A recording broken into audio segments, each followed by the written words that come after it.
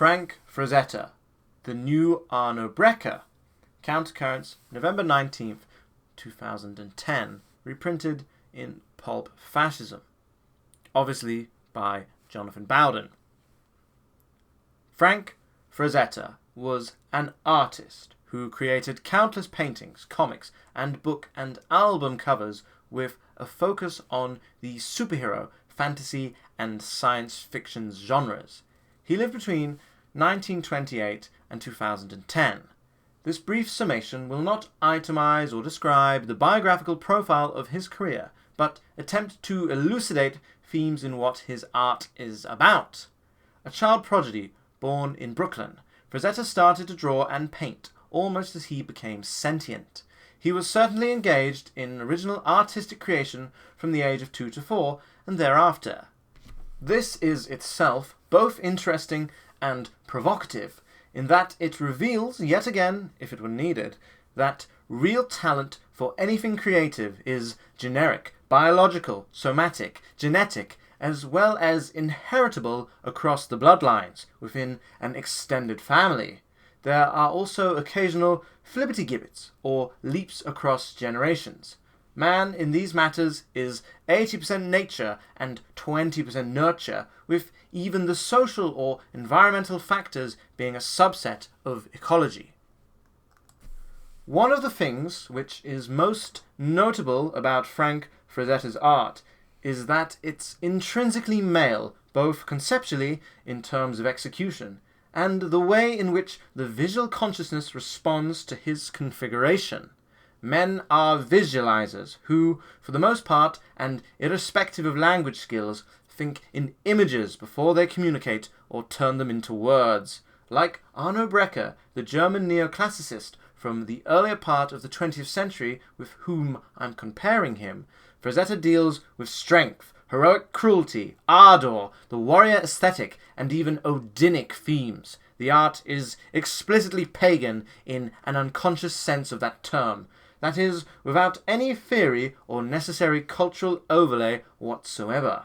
The view of women in his works is likewise explicitly male and completely sexual. Unless they are sword and sorcery hags, witches, drones, or urders, earth mothers, for reasons of plot, all women in Frazetta are beautiful, but they are erotically magnificent as well. The feminist critique of Frazetta and similar populist artists, whether one speaks of Dworkin, Jong, or Millet, would be to accuse him of stereotypes, objectification, sexualization, or soft pornography. But one has a response. These are the symbolist and icon fantasies that all heterosexual men have about women all of the time. The female, in the male gaze, is always made iconic, transfigured per se, and seen as an object and part worshipped. Few men openly admit to this, but it doesn't stop it from being a reality. Frazetta happens to be relatively unusual in his complete, unapologetic attitude about it. In various forms of modernist art, of course, there is often a guilt-laden male angst about the presentation of the female form. Nonetheless, the post-feminist thinker, Camille Paglia, can't be acceded to either. In her view, that pornography is a species of art. Artistic activity, no matter how generalized in impact or effect, has to be mediated. It passes through a mind or sensibility and is individualized thereby. Note, modern art is immensely complex in its heterogeneity. For example, the semi-heroic visualization of the male in Elizabeth Frink's sculptures or the erotic worship of women in Felix Labisse's paintings occupy a very different area. Now, let's turn, as a companion piece to the above, to Frazetta's worship of violence and force in men, the true kernel of his representative work. His vision of masculinity is intrinsically heroic, godlike, transfigured, heightened, and somewhat inevitably tends towards the Olympian.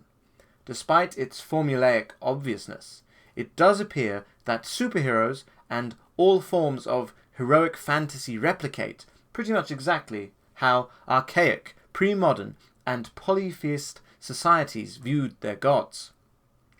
To adapt a cliché, superheroes are the new gods. Nonetheless, the fascination with male strength, preparedness, and untouchability as an object of implacable fury animates Frazetta's aesthetic. In some ways, it is a working-class idiolect, by which I mean that it has not been softened by a bourgeois psychologism. It remains other, doleful, brooding, Chthonian, very violent, even anti-metaphysical. Frazetta used to boast that he never read any of the heroic pulps, such as those by Robert E. Howard or Edgar Rice Burroughs, that he had occasion to illustrate. Yet, although probably true, this fact does not have any intrinsic import. What matters is that, visually speaking, he completely intuited what these prose works were about. He quite literally approached them from a different part of the brain.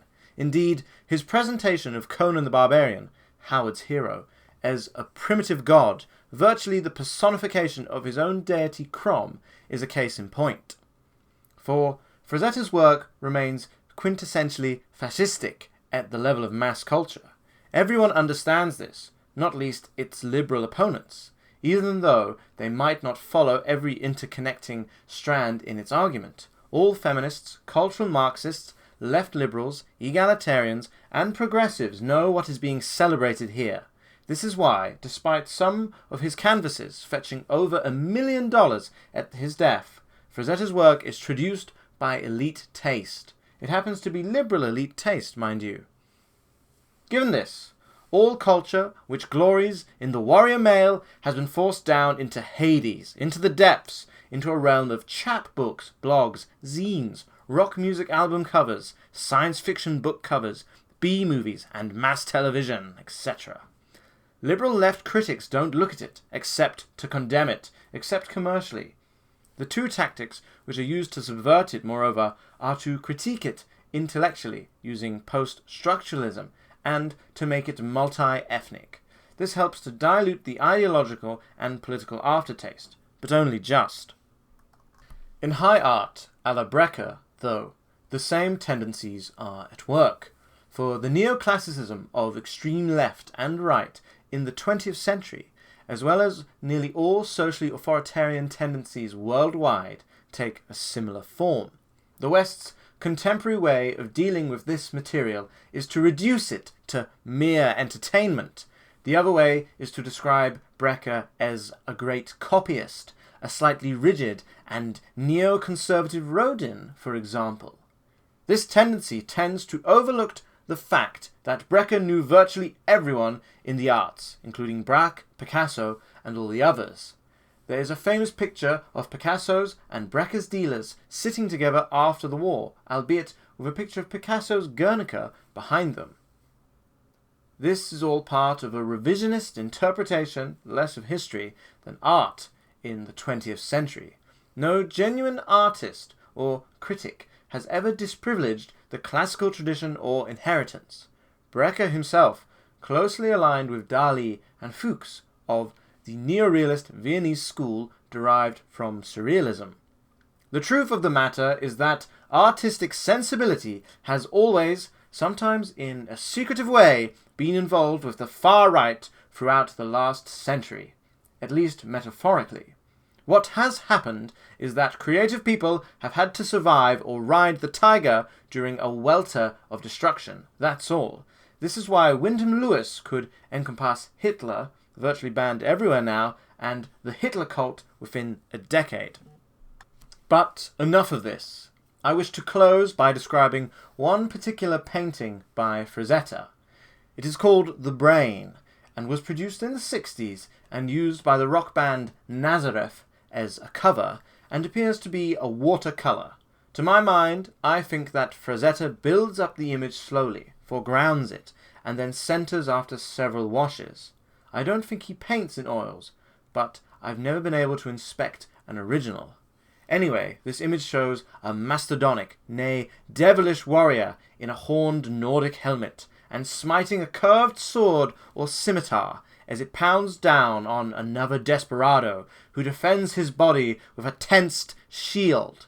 Behind both of them, and proximate to a blood-red or purple ground, there pulsates an enormous brain. It's livid, seething, multi-textured in its non-lobotomy, and pitted like the surface of the moon. It conjures up the image from a Marvel comic called Tomb of Dracula by Gene Colan, which features a villain known as Dr. Sun. He happens to be just a brain in a plexiglass box. But what does it all mean, I hear you cry? Why, the answer is quite clear. Just ask a member of the US Navy SEALs, the British SAS, the Foreign French Legion, the Russian Elite Special Forces, or, more controversially, the Waffen-SS, what it alludes to. It's an idealized statement of their inner life. That's all. That was pretty good. I quite liked reading that. You could really feel that there was probably a Frazetta speech that Bowden may have had or had not in his brain. I reckon he had one. Now, if you're anything like me, you've been around for a long time, and you were probably first exposed to Frazetta through Tumblr. There used to be a whole slew of right-wing blogs on Tumblr, and Blogspot, to be fair. One of them was called, like, Ride the Tiger. There was one ran by the Italians. One of the founders of Casapound had a Tumblr blog called Zentropista. Zentropista, I think it's Stefan De Blodiu, one of the founders of Casapound. He's pretty famous. He's been arrested a few times. He's a cool guy. He still has an account on Twitter somewhere. I don't know if he has a blogspot. And there was another account called Ride the Tiger or Survive the Kali Yuga, or no, Surf the Kali Yuga. That was it. Surf the Kali Yuga, or Surfing the Kali Yuga. He used to post Frazetta art. Zentropista used to be very famous. He'd post the most horny Frazetta art before the Tumblr nudity ban. There would just be some quote from Evola, which is like, "Kill all peasants," and then there would just be some boobs on top of it and a guy with a sword, which is pretty good. I'm a big fan of that. I thought that was a very cool way to introduce, the works of Evola to the peasants. I didn't know that Frazetta had no care for the actual content of the work he was illustrating. That's really funny to me.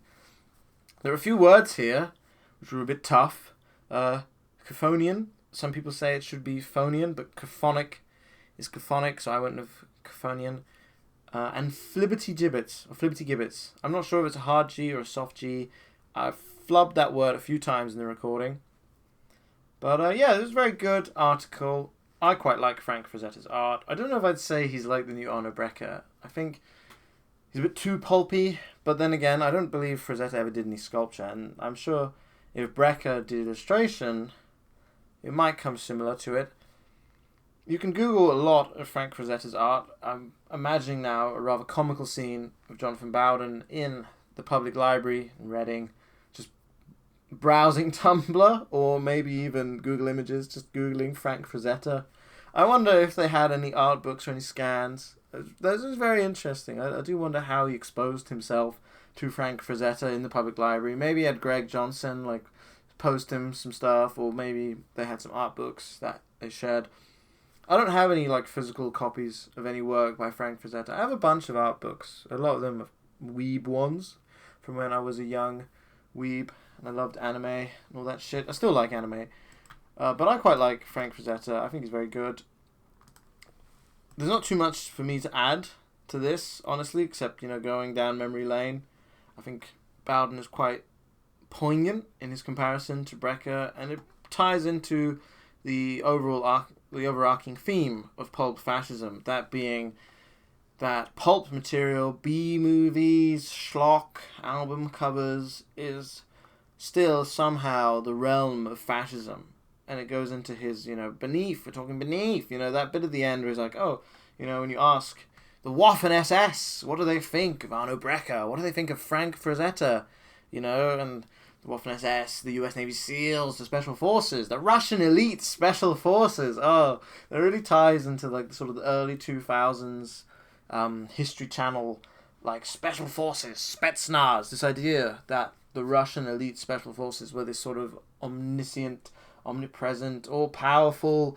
They could be anywhere. They could kill you with a shovel doing a backflip. Do you remember that? There was a a good meme of a Russian soldier doing a flip, throwing a shovel at a target, like, holy shit, last thing you see is a Waffen-SS soldier or something. That, I could imagine Bowden looking at that and being like, this is fury! Demotivationals are fury! Something like that. But you can really, even in the article, there's a few capital letters. Dr. Sun! I quite like that, honestly. I was expecting him to go into maybe, the enemy of the Hulk is the brain. But he is right. He's quite right, Honestly, this is retreading common ground with Bowden. But it's good ground. We like it. We do. We go into, like, anime and manga. You can see why Jonathan Bowden likes Rape Man, or how he potentially saw Rape Man. The Japanese in their manga series, Rape Man, rather like Spider-Man. You can see it. I reckon Frank Frazetta could have drawn Rape Man. I think it would have been amazing. Frank Frazetta's Rape Man. Jonathan Bowden, visionary, futurist. Imagine, I'm sure he saw it. He saw the synthesis in his mind. Rape Man and Frank Frazetta. Frank Rape Man, Rape Zetta. Conan the Rape Barian. I've said rape a lot now. I'm probably going to get this video deleted by YouTuber. Probably shouldn't say rape a lot. I might send this to Mr. Jonathan Bowden quote. Shout out for posting me on Twitter. Or X, as we call it. X! The website! X! I shouldn't do too many impressions. I love Jonathan Bowden, I really do. I think his writing, his reading, his work is fantastic. And I really do have this comical image of him watching Rape Man on a public library screen. Because he didn't have a computer. That's the most fascinating part of all of this, is Jonathan Bowden did not have a computer. If I didn't have a computer, if I didn't have access to the internet, access to Jonathan Bowden's speeches, manga, anime, books. I've got so many PDFs. I've read so many PDF files. I have all the PDFs of Jonathan Bowden's books. I'm trying to find some more physical copies. They're actually quite hard to track down. I've been on Abe Books a lot. There are a few books that I've got like bookmarks that sends me an alert whenever any of them pop up for sale. If anyone has any PDFs that aren't on the Jonathan Bowden archive, please send them to me. Or just post them. Just post them online. Put them in the comments. I don't care. I'll find them. But yeah, Frank Frazetta, Arno Breker, I can see it. I can really see it. I like the I'm reading the article again, because when you talk, you don't always read. It's hard to read and talk. There are like a few versions of this recording which are just shit, where I'm like, the view of women in his work, blah, blah, blah. And they just sound terrible. And then you read it, you talk through it, and your voice warms up, and you go, objectification, sexualization, or soft pornography. I don't want to do everything in a Bowden voice, but it's quite funny. It's quite good to read it and hear him in your mind. You can really hear him when you read his work, which is very impressive, because there are some authors who are good, but you can't hear them, to be fair. Throughout the original Countercurrents article, there are a few Frank Frazetta illustrations attached. I'll just have them interspersed in the video. Of course, I'll have the brain and whatever. You can enjoy it. You can go on the Jonathan Bowden archive. For some reason, the images don't load for me, so I have to go to the Countercurrents post. But yeah, I think we'll keep going with some of the more interesting bits of Pulp Fascism, because I like Pulp Fascism. I do. I really think it's probably Bowden's sort of strongest theme. It goes into the Punch and Judy speech, which I think Punch and Judy speech by Jonathan Bowden is genuinely probably the best one. There's something about it. It's so raw. You can really just feel when he talks about they're talking to what's beneath, talking to beneath you, what's inside you, the subconscious mind. You hear the Punch and Judy one, you just get it. It just clicks. You just feel fascistic. You feel the blood rising within you at the thought of Punch and Judy, which is bizarre to say, but it's true. It's very true. And you can really feel that in the Pulp Fascism articles.